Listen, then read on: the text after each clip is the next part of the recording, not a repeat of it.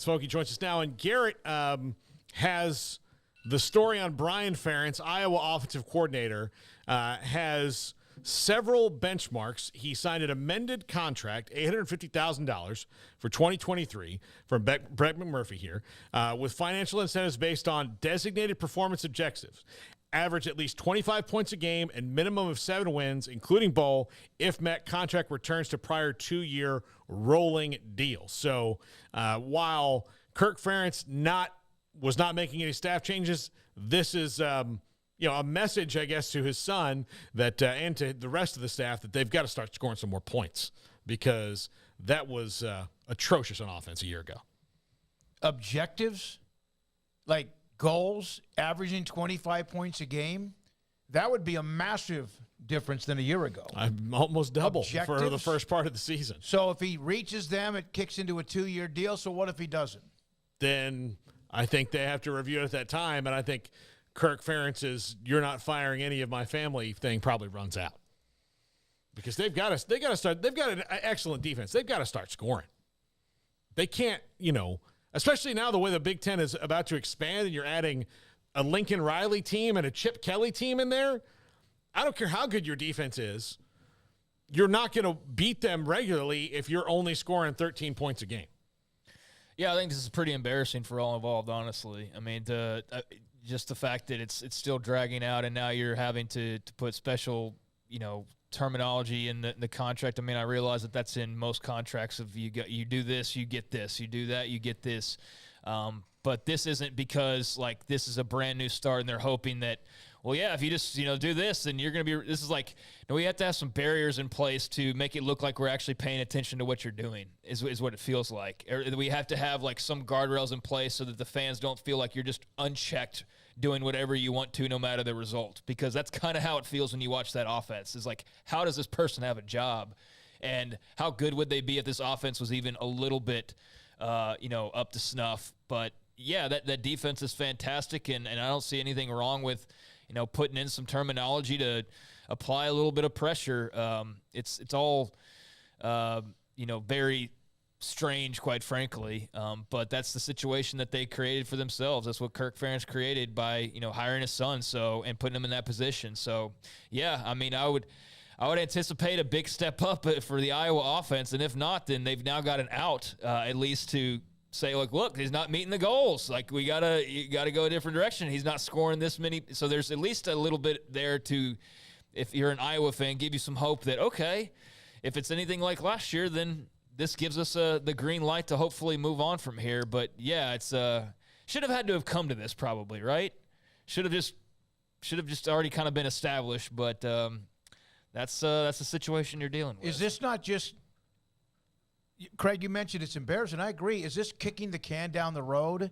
Is it still using, they were horrible. But objectives, like, that's almost like the Kyler Murray needs to spend more time away from video games type thing. Yeah, it is. But it's not even asking for big objectives. 25 points is nothing in today's college football to average that. Yeah, for Iowa, it's like all of a sudden their hair on fire. But objectives, that to me, that shouldn't even have to be written into a contract. They're on Brian Ferentz, but this is on Kirk Ferentz. This is on him adjusting what. And it's worked for a long time for him to have that kind of a team. And Iowa's had 2 coaches in 50 years. They've had Hayden Fry and him. And that's great that they're that consistent. That is, I wish more teams were like that, right? Like the Steelers of college football. Exactly. Yeah. The same colors, too. I mean, yeah. So they're like that. I wish more teams were like that, because it means you're making decisions that are good for you. But if I was going to really compete, and now you've got to – the other thing is that maybe if you're Iowa and you can kind of resolve yourself to the fact of, well, there's only 4 teams that are going to get a chance to win a national title, and before that was only 2 teams are going to get a chance to win a national title. This is where we can be. We can be a good team year after year after year, but now the playoff is expanding. If you're 12th, you're going to have a shot, but you're not going to have much of a shot no matter how good your defense is if you're scoring 13 points a game. You're just not. And so they've got to amend what they are, or they have to just say, well, this is what we're going to be. And I don't think that as much as they may enjoy and love Kirk Ferentz that's going to last forever. Plus, he's an older dude. So one of the days he's going to retire. They've got to start turning into the modern era a little bit. And I'm one who doesn't mind a little old school every now and again, but there's a point where you've gone too old school. Well, I mean, it just seems like they're trying to save some face here and punish. I use that very lightly. Punish him in some way for the lack of performance, of late. So the objectives they're asking are not monumental by any means. He's asking you to do what, nearly 100 teams did in college football last year, which is average 25 points. They're taking a little bit of money away, but he can earn that back if they perform well and reach certain goals. So slight pay cut, less years on the contract, or what, instead of a 2-year deal, it's a 1-year deal basically. And yeah, to get that money that you're losing, you have to go meet some goals, which I don't think is asking too much. I mean, I do think there had to be something. You had to do something. You couldn't just let him go scot-free to the offseason and act like they were okay and that nothing's wrong offensively for Iowa. But it's kind of embarrassing now because it's come under a spotlight. Not that it's some big national story, but like here we are, we're talking about Brian Ferentz's contract and his little pay cut because they can't score points and the defense outscores them most of the time. So it's not the best look for anybody involved. I don't really know at this point, like outside of just a family tie, like why they're even going through this again. But yeah, I'm sure it feels a bit more complicated behind the scenes. It just, from the outside, it just seems like the easy thing to do would be to fire him and move on and go find somebody else. But I understand there's more to it than just that. Had he averaged 25 points or scored 25 points a game, they would have ended up 11-2 instead of 8-5. Because remember, Iowa State was that 10-7, lost 9-6 to Illinois, lost 24-17 to Nebraska. That means if you would have scored 25, you win that game. And that was with the West Division up against a team that's awful. And then, of course, got drilled by Ohio State 54-10. Michigan 27-14. They still would have lost that game. So I don't know how much more they averaged per game. I bet they were averaging, they played 13 games. I think they scored 280 points. No, they were in that lower 20s at the most. That's so. just that's ridiculous, guy. Like, that's ridiculous output for an offense in today's college football. I mean, that's just, come on, what are we doing here? I mean, that defense was sensational, and you just left them out there. It's like I saw somebody comment on, like, one of the first posts I saw was like, do the defense's points count? Because they might need them. Yeah. And that's like, it's funny and it's a joke, but it's also just pathetic, right? That 25 points a game seems like it's some.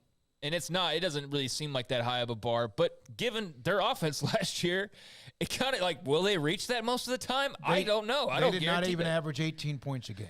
I mean, so yeah, they're expecting more. They're expecting what, like 90 offenses already average, and probably what, like 75 average, well more than, at this stage. I don't know what the exact number would be for all those who average like 30 plus or more. But yeah, they're on the lower end and have one of the best defenses in all of college football. So it does make you wonder, like, if they're just a little bit better, certainly there's some give and take there. Like, not everything just stays as is if your offense is on the field more, or if, they're scoring a bunch more points and they're scoring faster. But yeah, I mean, I don't think this is too much to ask. And like I said, I think it's kind of embarrassing that it's actually like at this point where they're having to you score 25 points, we'll give you your money back. Like, it's just, it's kind of silly. Like, what if he scores 24?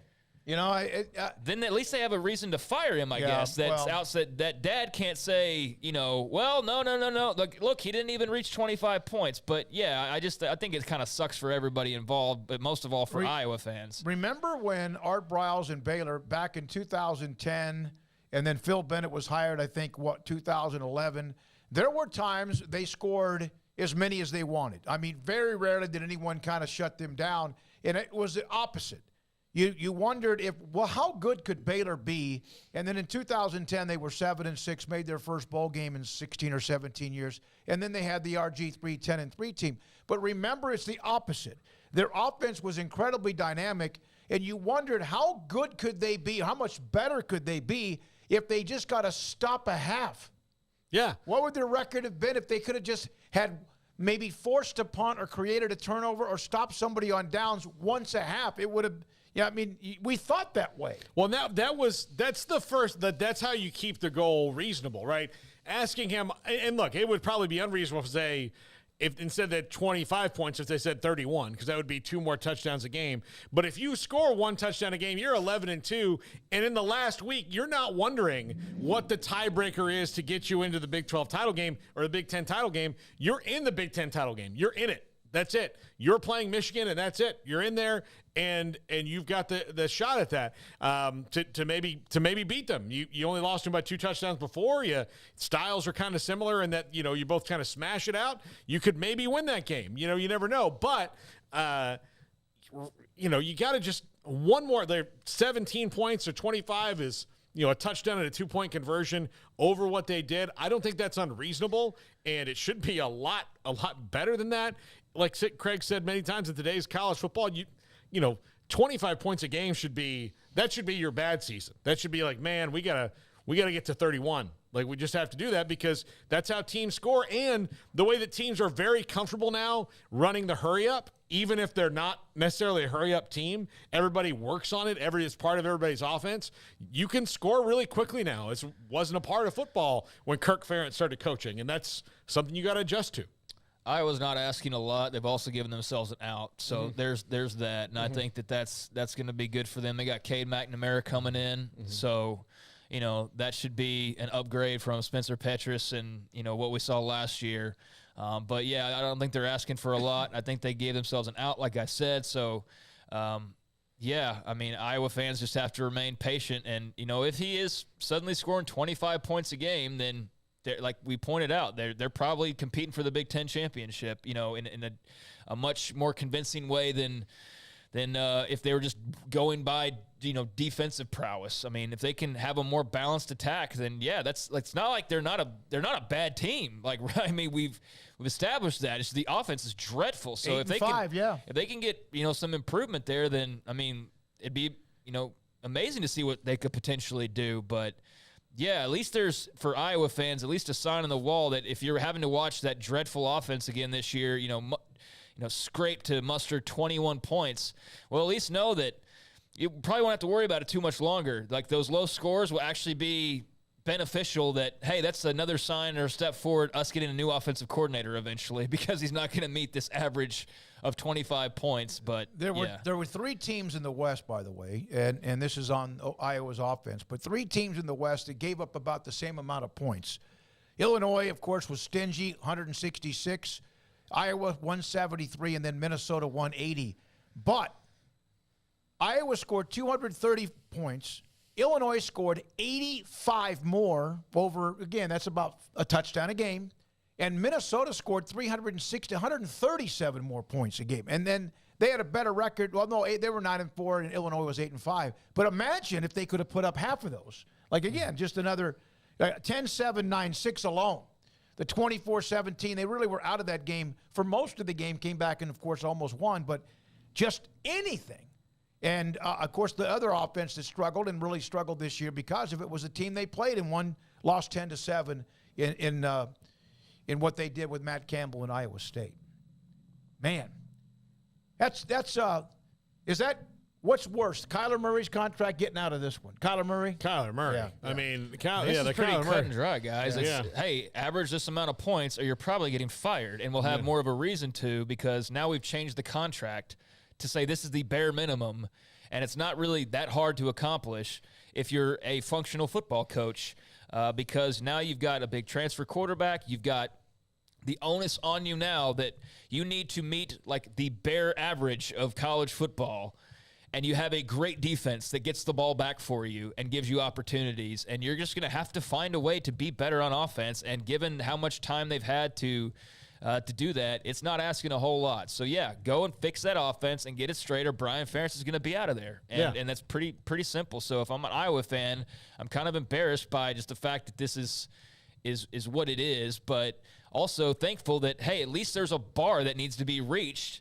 So there's some level of accountability that if, again, we're struggling to score 20 points a game, then changes are going to be made. And so that's what I would take solace in if I was a Hawkeyes fan. Yeah. Kyler Murray will run through 2 or 3 more head coaches in Arizona before that team moves on from him. Oh, yeah. He's got way more power. Yeah, you got a lot more, no question.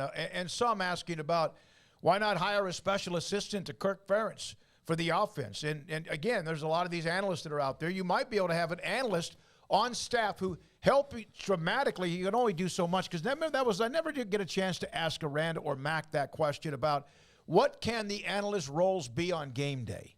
Like, we saw some on the sidelines this year, not just Patterson and Texas, others, but we brought that one up. What is the role? Because I always thought you were allowed to have a pretty good role, but on game day, it's different. Well, yeah, you can't be on the headset or anything. Well, I don't know about that. Well, I'm not sure that's you can discuss. true. I don't think you're. Now I feel like I'm gonna start doubting myself. I don't believe you're on the headset, but that's from what I was reading about Patterson a while back. Was like he chimes in during halftime or moments like that. But I don't know what like the 2023 rules are for what all's allowed and what's not. That's what we had that discussion about the headsets, like just getting rid of the limits because they're unenforceable anyway. And the only reason they're worried about it is Alabama could put 85 guys on the headset, but at that point, is it worth having 85 guys on the headset, or are they just doing it because they can? What's the reasonable number of people that you can have on and it's effective, and then either set the limit at that or whatever. And I do think, like, if you're a team that's dumb enough to just give everybody the headset, then you're going to get what you deserve. So, well, and if you need a special assistant to help prop up your coordinator, you probably need a different coordinator. Yeah. Probably should just hire the special assistant to be your coordinator. That's supposed to be a cherry on top, not the guy doing the real job. Look at what happened with Nathaniel Hackett in Denver, right? He had to bring in a coach to help him with game management because he wasn't ready for that.